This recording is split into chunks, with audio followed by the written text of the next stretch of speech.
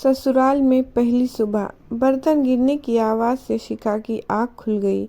घड़ी देखा तो 8 बज रहे थे।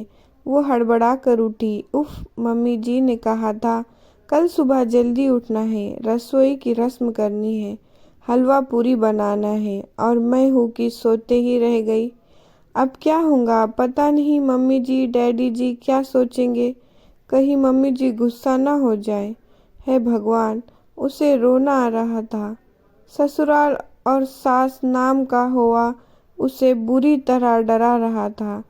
कहा था दादी ने, ससुराल है ज़रा संभल कर रहना, किसी को कुछ कहना मौका ना देना, नहीं तो सारी उम्र ताने सुनने पड़ेंगे।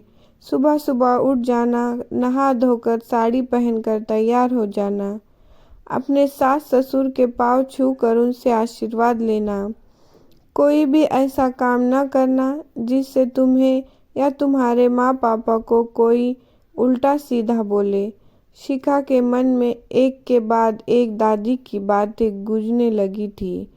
किसी तरह वो भाग दौड़ी करके तैयार हुई।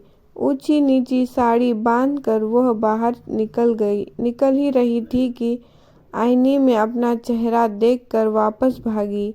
ना बिंदी ना सिंदूर आदत नहीं थी, तो सब लगाना भूल गई थी। ढूंढकर बिंदी का पत्ता निकाला, फिर सिंदूरदानी ढूंढने लगी। जब नहीं मिली तो लिपस्टिक से माथे पर हल्की सी लकीर खींचकर कमरे से बाहर आई।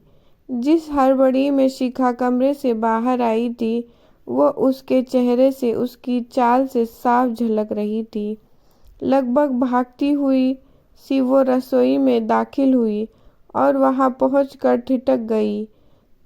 उसे इस तरह हड़बड़ाते हुए देखकर सासू माँ ने आश्चर्य से उसकी तरफ देखा, फिर ऊपर से नीचे तक उसे निहार कर धीरे से मुस्कुराकर बोली, आओ बेटा, नींद आई ठीक से या नहीं?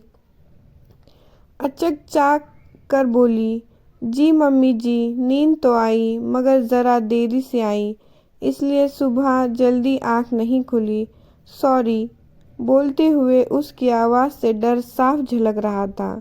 सासू माँ बोली, कोई बात नहीं बेटा, नई जगह है, हो जाता है।